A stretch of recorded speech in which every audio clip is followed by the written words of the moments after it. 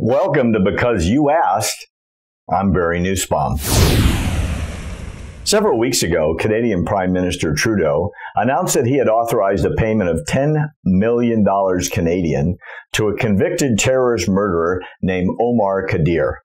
Today, on Because You Asked, we will answer the question, what is the story of Omar Khadr, and why is he now a free, very rich man?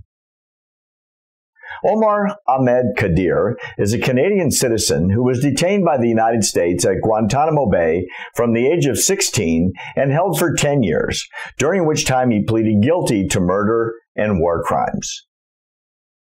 Here's why.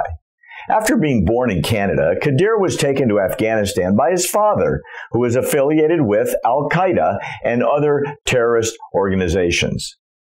On July 27, 2012, at age 15, Khadr was wounded in a firefight between U.S. soldiers and Taliban fighters in the village of Ayub Khail, during which time Khadr threw a grenade that killed American medic Sergeant Christopher Spear and blinded U.S. Special Forces soldier Lane Morris in one eye.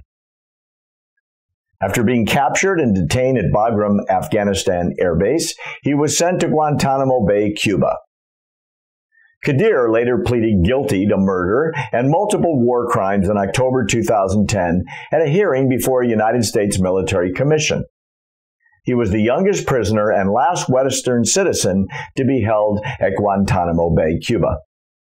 Khadr agreed to an 8-year sentence with the possibility of a transfer to Canada after a minimum of 1 year. Khadr was the first person since World War II to be prosecuted in a military commission for war crimes committed while still a minor. Here's where it gets bizarre. In 2013, Khadr filed a $20 million Canadian civil suit against the government of Canada for conspiring with the U.S. in abusing his rights. Khadr argued he had only signed the plea agreement because he believed it was the only way he'd gain transfer from Guantanamo. In July 2017, as part of a settlement agreement, the Canadian government, under Prime Minister Trudeau, apologized to Khadr and agreed to pay him a reported Canadian $10.5 million in compensation. I'm serious. A convicted terrorist who killed one U.S. soldier and severely wounded another one was paid 10 million Canadian dollars and apologized to by the Prime Minister of Canada. Oh boy. Khadr's lawyers filed this wrongful imprisonment lawsuit against the Canadian government seeking 20 million Canadian dollars, arguing that the government of Canada violated international law by not protecting its own citizen and conspired with the United States government to abuse Khadr. The settlement deal with Omar Khadr's lawyers was based on a 2010 Supreme Court of Canada ruling that Canadian officials violated his rights at the U.S. base on Cuba, and Trudeau said that when the government violates anyone's Canadian constitutional rights, it has to pay. Here's what he said. The Charter of Rights and Freedoms protect all Canadians, every one of us, even when it is uncomfortable, he told reporters at the G20 Leaders Summit in Hamburg, Germany recently. This is not about the detail of the merits of the Khadr case. When the government violates any Canadian's charter rights, we all end up paying for it. That's the quote. News of the multi-million-dollar payout to Khadr, whose case received international attention, has angered a tremendous number of Canadians who consider him a terrorist. Remember, Khadr pleaded guilty in 2010 to murder and other charges and was sentenced to 8 years. He returned to Canada 2 years later to serve the remainder of his sentence, but was released in May 2015, pending an appeal of his guilty plea, which he said was made under duress. What a surprise. In a totally expected reaction, Tabitha Spear, the widow of Christopher Spear, who was killed by Khadr, filed an application to enforce her United States $134 million judgment obtained in Utah in Canada against Khadr. U.S. Special Forces Sergeant Lane Morris, who was blinded by Khadr, was outraged by the settlement, saying it felt, quote, like a punch in the face, I don't see this as anything but treason, describing it was something a traitor would do, as he called for Prime Minister Trudeau to be charged. So obviously, both the victims of the terrorists are outraged. What do the Canadian citizens think?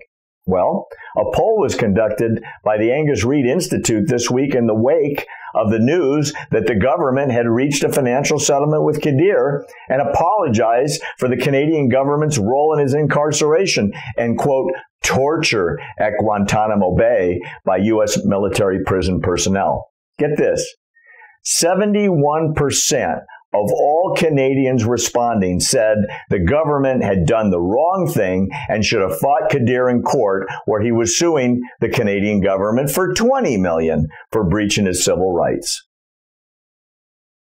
The blinded Sergeant Morris's wife, Liesl, said that Khadr's transportation from Guantanamo to Canada in September 2012 was done as a secretive mission.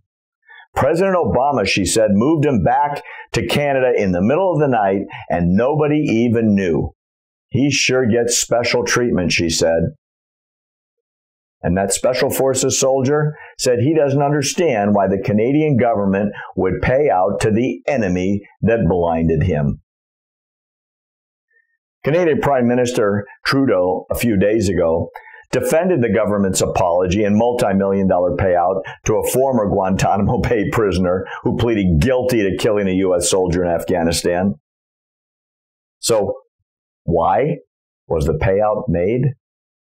Prime Minister Trudeau used the courts as his excuse. The Canadian Supreme Court held that Canadian intelligence officials obtained evidence from Khadr under oppressive circumstances, such as sleep deprivation during interrogations at Guantanamo, and then shared that evidence with U.S. officials. And that evidence was used to get his confession. According to our good Canadian source and friend, Leslie Ann Stoffel, ex-President Obama met in Montreal with Prime Minister Trudeau a few weeks ago, just before the payout was announced. Coincidence? Or perhaps these two pro-Islam leaders met to plan how to advance their progressive agendas. We just don't know, do we? One last thought. In numerous interviews, Khadr has never apologized to his victims, nor does he regret joining and fighting with the Taliban.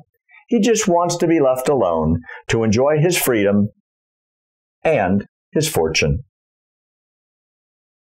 Please keep your questions coming to American Truth Project and our social media on Facebook or Twitter. If we select your question, you will get a special gift. You can also write to me directly by sending me an email to barry@americantruthproject.org and go to our website where you can sign up to be on our special mailing list so you never miss an important episode. Don't forget, it's free.